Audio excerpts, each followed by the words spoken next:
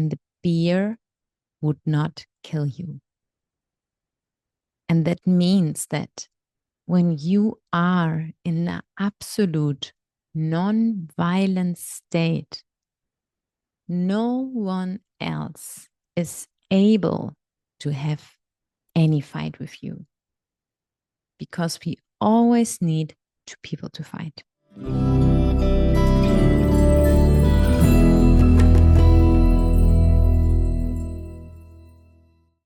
Namaste and welcome everybody back to Kyo World, your soul podcast for inner peace. My name is Kristina and I'm very grateful and excited that you're back to the podcast or that you are for the first time here. And today we will speak about 11 steps how to integrate non-harming behavior into your daily life. And I'm also very excited that today we will start and with this episode open a 10-part series from the Yamas and Niyamas from the yogic tradition. And just before we dive into the episode today, I just want to give you already like a quick overview that you can be excited and look forward what to expect here in the next upcoming weeks. So the Yamas and Niyamas are 10 paths, and we start today with Ahimsa, which is the non-harming behavior, which means like non-violence, but it goes way deeper than to really understand how to become non-violent, because the idea is that if you practice, if you just focus on one of these 10 paths, right? Like we have 5 Yamas and we have 5 Niyamas, and the 5 Yamas, they mirror you or they explain you how your behavior should be towards yourself and your environment. And the Niyamas, they explain you how your behavior should be, or like how you can strengthen the connection to yourself and literally to God, to source, to the universe, however you want to call this higher power and your higher self, right? Like in my opinion, when I'm talking about the higher self, like your higher self is the source. Your higher self is God. Your higher self is the universe. If you think about a higher self of you as this soul incarnated here on earth, then I would say this is your future self. This is not your higher self. And at the end, all these 10 paths will help you to have a more peaceful life, and they will help you to strengthening the connection to your higher self. All right. And this is what we will do in the upcoming weeks. I'm so excited. And yes, let's dive now into today, the topic of Ahimsa. And yeah, before we start, everyone, take a deep breath in through your nose. And with the exhalation, just allow yourself, when you are seated, just leaning a little bit more back. And when you're walking, you can also feel wherever is tension in your body and where you can like just relax a little bit more into, and grab maybe your favorite drink or whatever you need to have now a very hopefully exciting time for you. And I hope you all have an amazing day when you listen into that. And if not, then also know it's just so normal and this is our human life. And yes, I hope these 11 steps will, give you a refreshment and just like a reminder of, how to enjoy this life journey even a little bit more. So when we are speaking in the yogic world about Ahimsa and about the non-violence, then maybe you can just check in with yourself. What is coming to yourself, right? What is coming to you? If you think now, how can you treat yourself or other people better? Where do you feel in the moment? Maybe just go through even your day to day, or just review and reflect on your last week or the last months, like wherever you are in the year or the last year. When have been there situations where you felt you were harming someone else? Because of course, we could go, of course, into the extreme. We all know like that there is physical violence or sexual abuse. So of course, all of this is obvious that this is, of course, like violent and that by doing that or being involved in that, there is definitely harm happening and taking place. However, the root cause for this harm started when we're thinking now that there is a victim and a perpetrator. It starts, and this might maybe trigger some of you, because everyone would say it starts in the mind of the perpetrator. However, there is always a reason and a deeper cause that the victim and the perpetrator are coming together. So we just need to understand, and this brings me just to the next point, that harming ourselves or other people starts in the mind. And this is really the power of our thoughts. So I will not go today with you into these extremes. I will just, stay with you here with the in like with the small harm that can actually cause already quite big harm, right?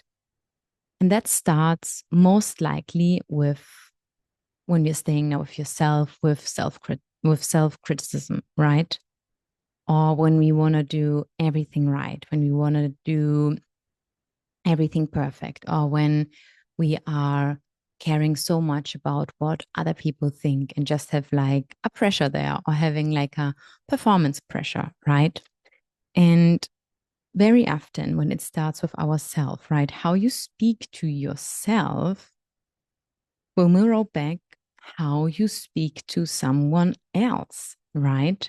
And you need to understand that when you have a fight, a disagreement, a misunderstanding with anyone, no matter what this person is saying, no matter what this person reveals and comes out of her or his mouth to you, you need to be reassured and know that the person is talking like this to herself, to himself. And of course, the way around. How you talk with someone else is how yourself and how you are talking to yourself.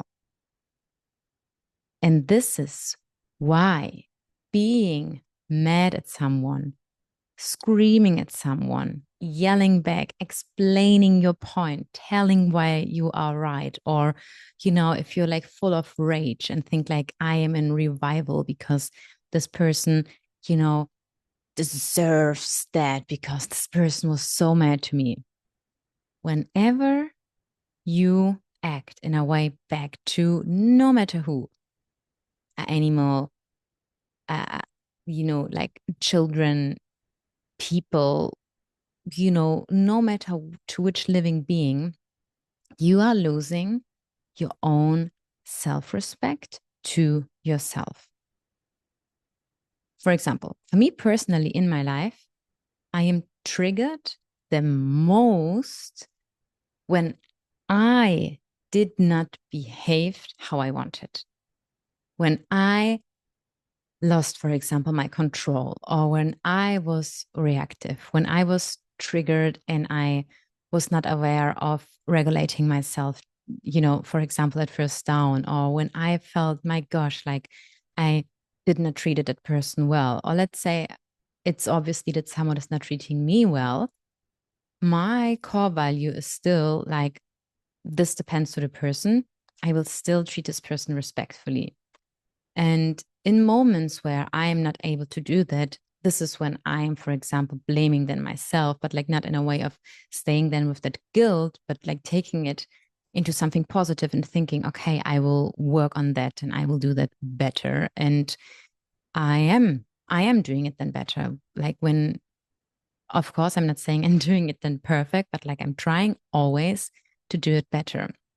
And it brings me also about what we spoke, the power of intention, right?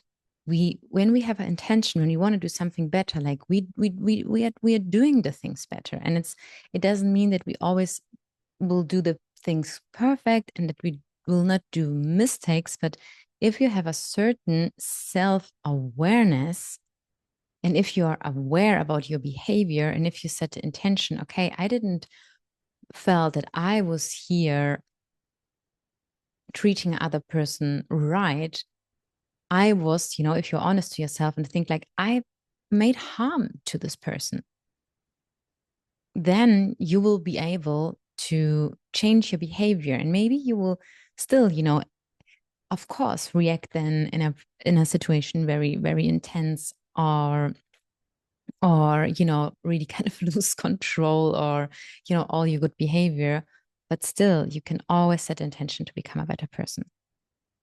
And before we dig deeper into the topic, you also need to ask yourself, what is harm? Right? Because it's not only, of course, bringing physical harm to someone, right? We can really, and this is what we need to be so aware about, like we can harm people by our thoughts. It starts with our thoughts. It's the most subtle energy.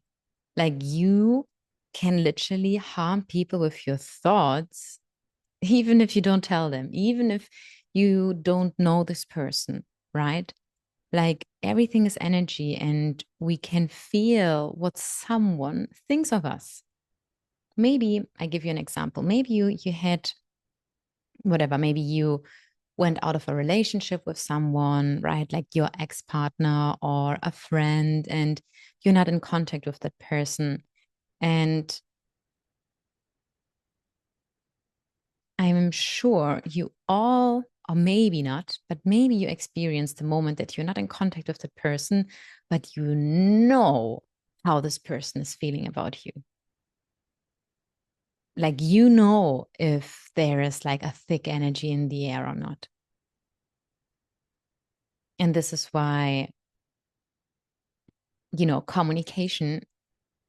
I will just talk with you through the steps wildly. I normally had a structure for today, but we will just dive through them, how they are coming. Like, this is where communication is as well such an important important part, like how are our thoughts and how do we communicate them to someone. And also, if you struggle with something, if you are mad with a person, it is not the person's responsibility to figure out why you are mad, right? Because this is an absolute self destructive behavior if you stay mad and if you don't literally open your heart, open your mouth, and go to the person and say, what is your issue? What is your problem?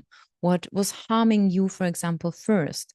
And the best place is here to, to not to go to this person and just like whatever, give her a phone call or send like a triggered voice note or message, like create an environment where there is a space for open communication and conversation. And then, maybe just speak about what was kind of the situation, what was in your mind, and then at first also listen how the perspective of the other person is, right? Because coming back now to the harming behavior and that we can feel what goes on in other people's life in a way, like it's not nice. Like I personally, for me in a friendship, for me it's the absolute number one goal. If there is something going on with you, tell me.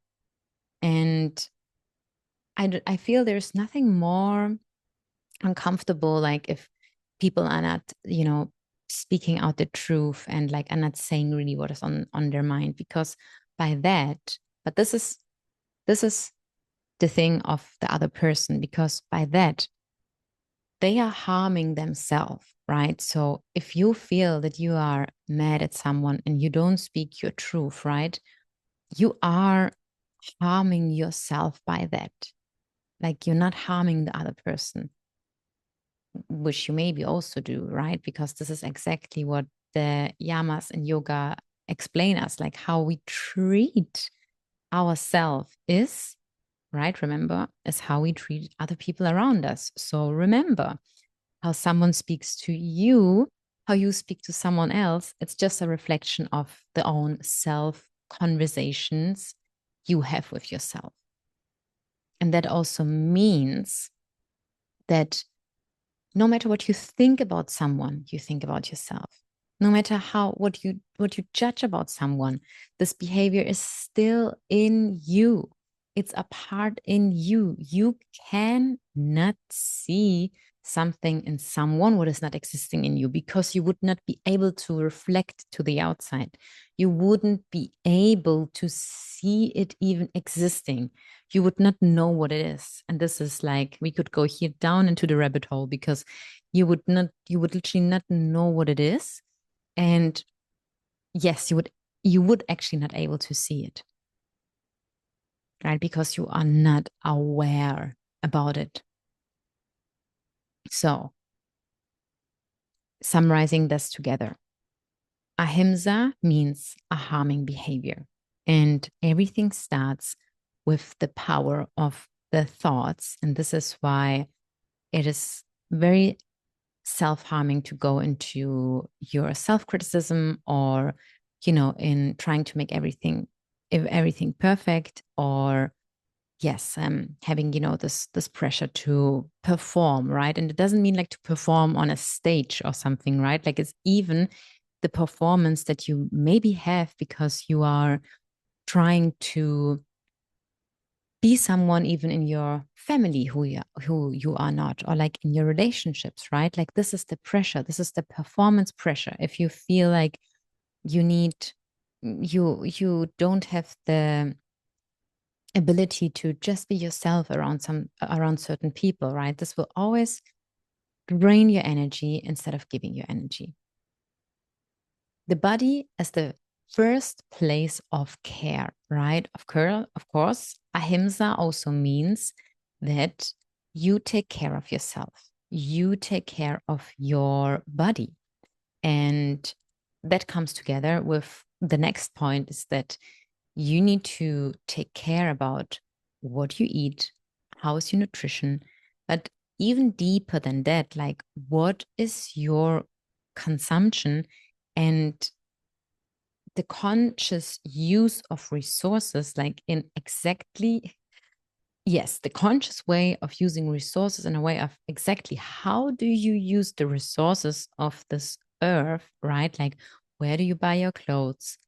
Where do you buy anything, right? Like your food, your clothes, like your things at your home, right? Just because they might be cheap, right? Like, do you are aware of which brands you are supporting if you are investing your money, and your money is your energy, into some things, just because like you are not able to detach yourself from that, which is other very deep path from the Yamas and Niyamas, aparigraha. We will speak in some weeks about that. It's like, yes, a very deep topic, but like, yeah, coming back, like, you need to be aware to not harm yourself or someone else about the resources that you use. And this is why, of course, I wanted to name that a lot of yogis are vegetarian, because, of course, or vegan, because they see the life of every human being as sacred. And I mean, if you have a pet, then you will know that this animal has a soul, right? And this is why there are humans, and they are fighting for that, are saying there is no difference from the soul in you and the soul in your cat or your dog or your rabbit or your birds, like whichever animals you maybe have, than, for example, the cow you are eating, right? And this is a topic for itself, to go completely into that. But I just want to name you that, of course, in the yogic tradition, ahimsa is a big part of that. And also, we can, of course, if we are not vegan or vegetarian, still decide, okay, where am I where am I buying my products, which is still today in this world very hard because what is organic is not always organic. And yeah, I think the best way, and which is a personal goal also for me, is to at one day just have your own farm where you just grow your own food and where you can really just like track and see how the, how, for example, the life also is from the animals till the life of them is, for example, taken. Because this is, of course, also a point, like how, if we as humans are taking the life of an animal, then how was the life of the animal till to that point? Because there is, of course, the cycle of rebirth and death, and also in the animal kingdom, when we're seeing how animals are, have in a way in their world like a hierarchy, right? Like the strongest survives and the weakest kind of go. And of course, like we could say now, who are we humans that we are interacting into that animal kingdom? And this is, yeah, for several reasons. I was going through years like where I was vegan and vegetarian, and I'm not in the moment. And still, I'm very aware about that. And yeah, I think we could speak for hours in this conversation about this. And yeah, coming back to the point is that I still think there's a difference of, I think we see today in the mass production of the food industry that how are, I mean, the conditions of the animals, right? I mean, it also plays a fact. And this is why you need to know that every choice you as a single human being you do on this earth has an impact. And believe me, I know I was there at the point where I was thinking, oh my gosh, it's so overwhelmed and we are living in the system. And like, will we ever be able to make some good change or whatever? But we are. And more people are, you know, listening to podcasts like this, right? Like, are in a way waking up from their condition, from their programming, from their sleep, and are realizing that we can reflect about our behavior. We have a choice.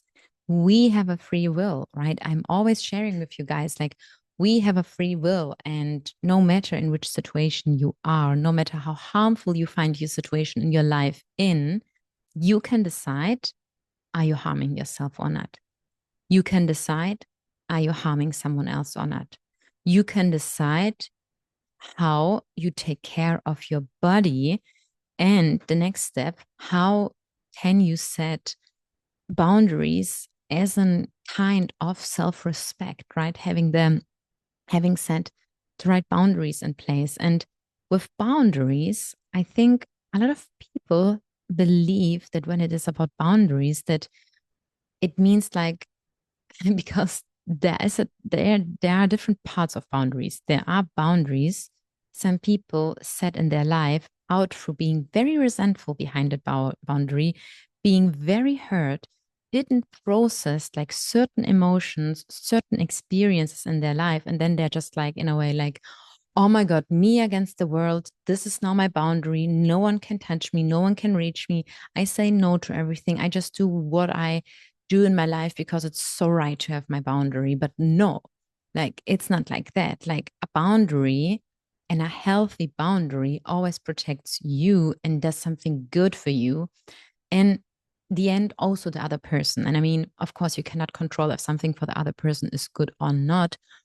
However, this boundary comes from a place of love and self-respect and not kind of like, this like punishment, like tax, like a little bit, oh no, you treated me like this, so this is my boundary. So no, this is not healthy. This is again creating bad karma because this is again a self-harming behavior. This behavior is not coming out of love. This would be not communicated, also through a kind tone of your words to the other person, in a way of like, let's say someone asks you, like, are you, just take it as an easy example, like, are you able to come out with me today? Or are you able, please, to drive me to the airport, or like to pick my sister up with me for the airport? And you could just be like, whatever, because this person maybe asked you like very often. You could be then a little bit pissed off and think like, oh no, I put down my boundary and I say no. Or you can also do it in a loving way and say like, I would love to do, but unfortunately I cannot today. And you don't need to lie because you need to say whatever you have to work or you don't have a car or whatever. You can just say that you will not do it, right? But you can still communicate this boundary like with love and with compassion. And yes, so it's very important to take care about your body at the first, at the first place, and how how and this is now so wow. I mean, like in all these points, like this is what I love about the yogic path, that it's so multidimensional, and so many people don't know actually about that. And it covers, like for me, like all the life topics. So when we come back to your nutrition and the conscious use of resources, right? By that, I'm not only meaning being aware about what you eat, like from the nutrition, from like your food, and using, the resources, the material resources you have around you. It's also about how you use your own time, how you use the other time of people. Because let's say you have a coaching session with someone and the coaching is 60 minutes. It's not the responsibility only of the practitioner, for example, to look at the time. It's also your responsibility not to steal the time of other people, right?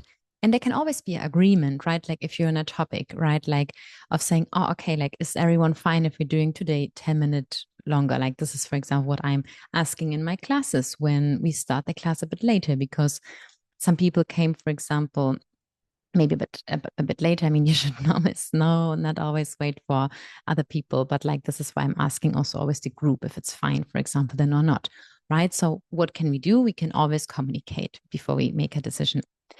And it's just important to know that it's also what you consume through the music you listen to, right? Like the movies you watch, the people that surround you, right? Like, are you surrounded by people who talk the whole time about how tired they are now again and how hard it was? And yes, like that in the moment, or like how hard it is in one country, or just blaming the politics or the government and just how sad it is, or like what it was for a hard year and again and da da da. I mean, this energy will just reflect onto you. And taking care about what you consume means, like, by that, and if you have the right boundaries here in place, because these are healthy boundaries, just knowing how you are spending your time. How do you spend your time, and with who do you spend, for example, your time with, right? This is a way to really, yes, work on your like harming behavior and like not harming yourself. Another point, and I think very important in our time today, is like the part of social media, right? The part of social media and the part of comparing your life to the life of someone else. I think at first you need to be very aware about that.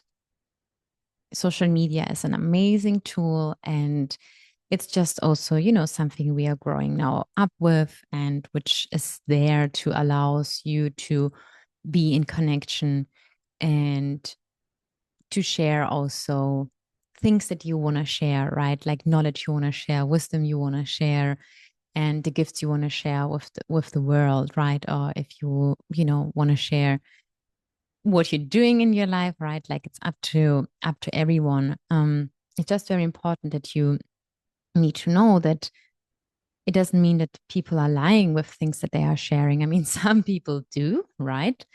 But if we're like not going now into this extreme, is that sometimes you just see one side. And even if a person is sharing so much about her or his life, like it just feeds into one picture. It just feeds into the perception you might have of something. And we know that what we are seeing from someone else. It's just like always only our own perception, it's our own judgment. And if you feel that whatever you do in your life, if you feel that you are comparing yourself, and it doesn't only happen on social media, right? Like this is harming yourself, this is harming your self respect. Like it will not bring you anywhere, right? Like with that, like you will start that your own energy is leaking. And to stop doing that, it's just like so important to come back to the present moment, to come back to real life experience, to really realize, wow, no, it's not only here the time on your phone. Like this is not where the real world exists. Like the real world, open your eyes, look around you, right? Like this is where real life happens. This is where you will die, not in your phone, right? Like this is where life starts and where life ends. And you need to make the decision, where do you want to spend the most time of your life, because you spend your life where your consciousness is. And if your consciousness is in this device, then you are not really here. And then you are missing your whole lifetime for what? Like, will you even remember those moments that you spent it in that device, right? Like, your lifetime is so sacred and so holy. So, in which world you want to live, right? I mean, in an illusion or in the real world. And even in the real world, we are, of course, in somehow an illusion, but it's still a bit more real than the world we are having there, right? So, to not harm yourself, it's so important to take the energy back to yourself and focus on you, on what you want to create, focus on how you want to live your life. And we all deep down want a life that is in peace, that is in love, that is full of loving moments. And we are able to experience most of our life moments in that, right? When we are, and this is the most important part and the biggest point in all these topics we were going today through, is that it starts with your thoughts. It starts with your thoughts. It starts with what you think about yourself and what you think about others. And it starts with a small, small step. It's daily, small decisions. And just my advice to you is like, instead of, you know, or you can, of course, like I wanted to say, like, instead of having like maybe a ideal version of you that you maybe feel it's so far away, like it doesn't matter. The version of you that is in your mind, that version of you already exists. This future version of you already exists, right? And the more you are connected to yourself and your higher self, by this connection, you will be able to be guided to this future version of you, because this version is already there. This version already exists in the field. And with the conscious choice, with the conscious intention setting through small daily decisions, you will be able to reach that goal and meet your future self. And the question, right? Like in yoga, I mean, the ultimate goal in yoga is to become enlightened, right? And it can happen in every moment. I just was thinking yesterday was a very funny moment. I was teaching a class at the beach, and the class was teaching, the class was facing the ocean, and I was facing the class. And then everyone had their eyes closed. We were coming into a mantra chanting with like a specific mudra, like a hand position that the students were holding. And we were chanting with the eyes closed, like the group, a Kundalini yoga mantra. And they were all focused, with sitting the eyes closed. focusing on the third eye point and having the hands, if you have the camera on, you can watch me. So it's like this one, the sa, ta, na, ma, what represents just the circle of life. And then in that moment, everyone had their eyes closed, and there was a car, like the police car, actually there in the evening in Dubai, driving around the beach or the security. And then they were driving around, and then the light was shining, onto the group. And then after, someone was saying to me, "Oh my God." And then I was focusing on my third eye, and then this light was going on. And I was just like, this was the moment of like feeling, oh my God, I'm enlightened. What was this for a powerful meditation?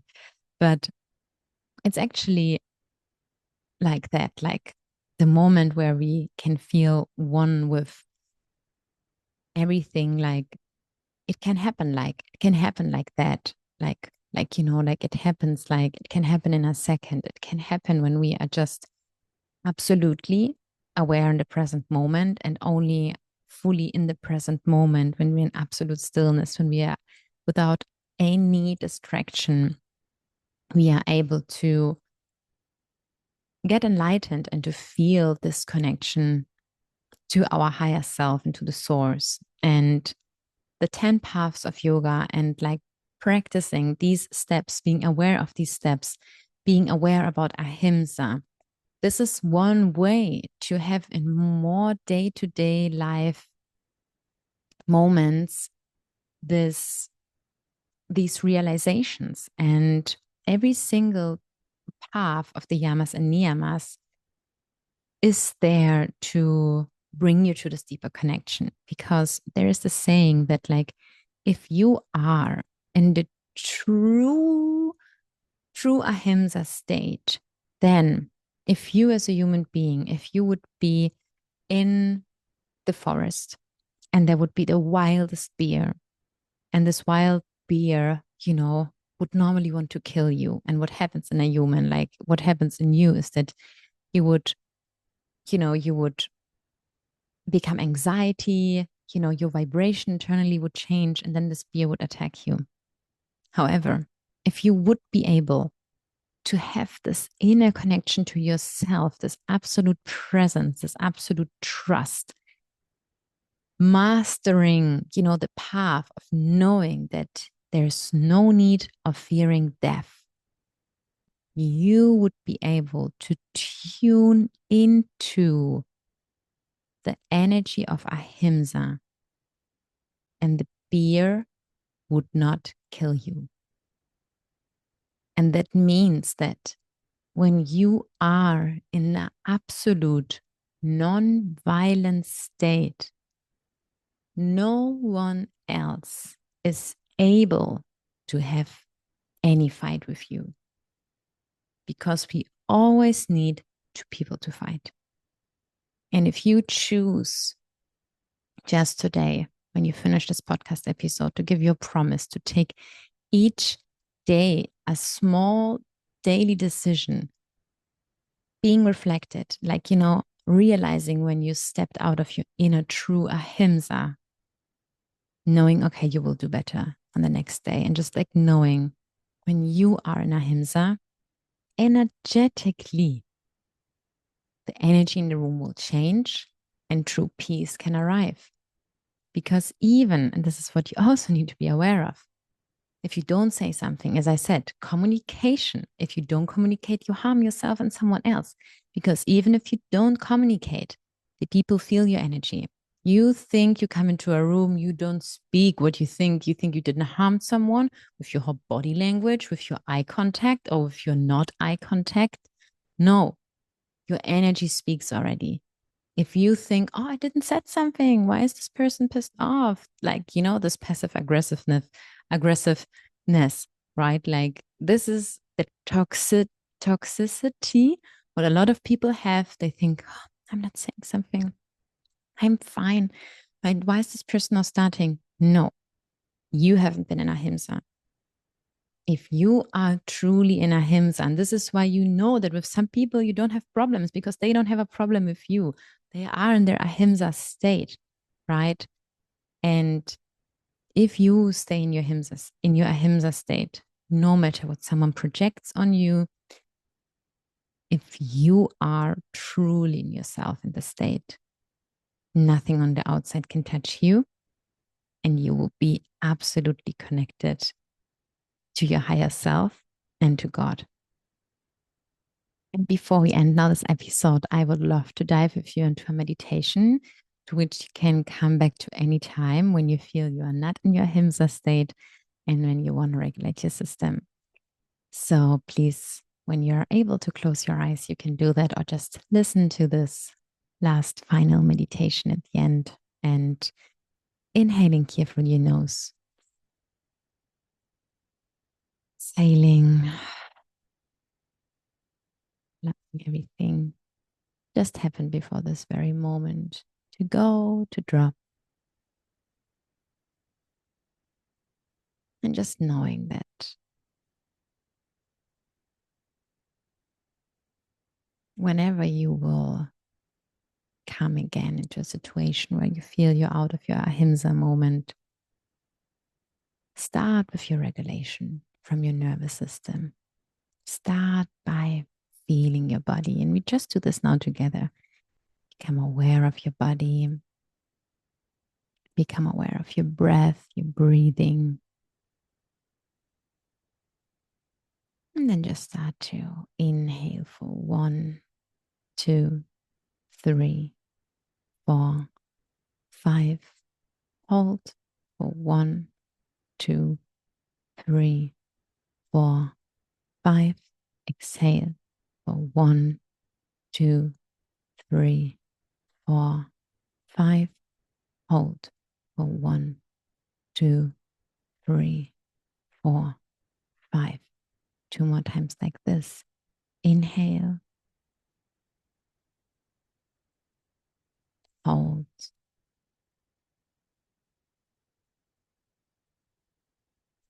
exhale, hold, inhale, hold, exhale, hold. And then just start to breathe in your normal rhythm.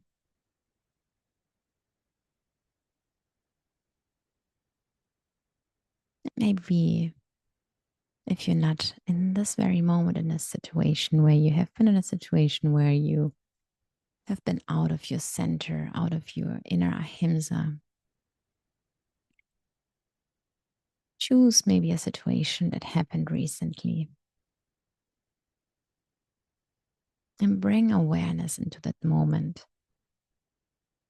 Where did you felt that already this defensiveness in your body started, in your thoughts, in your communication, in your actions? Where was already this harshness? And can you bring this understanding into this situation and taking really ownership for yourself and taking the responsibility to know that every inner attitude you mirror to everyone around you.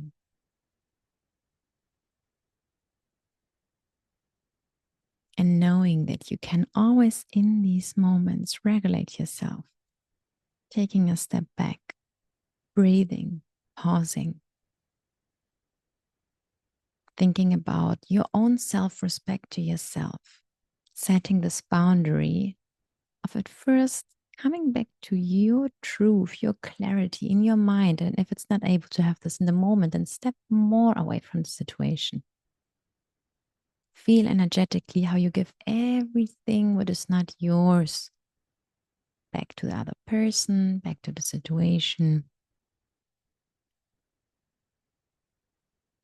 And know that you can always take your time to truly communicate lovingly and firm what you need, how you feel, And what are your desires? And you can start from today to have a daily small practice. And you choose one sentence or one ritual, one decision, making one decision for yourself to develop more compassion in your day-to-day life. Being reminded that how you treat yourself, you will treat others in the way around. So starting with yourself, starting with feeling this truth ahimsa of yourself, this love, this gratitude, seeing yourself in the mirror and knowing how beautiful it is to be you. Your soul didn't want it to be anyone else. You choose you. And how amazing it is to be that person.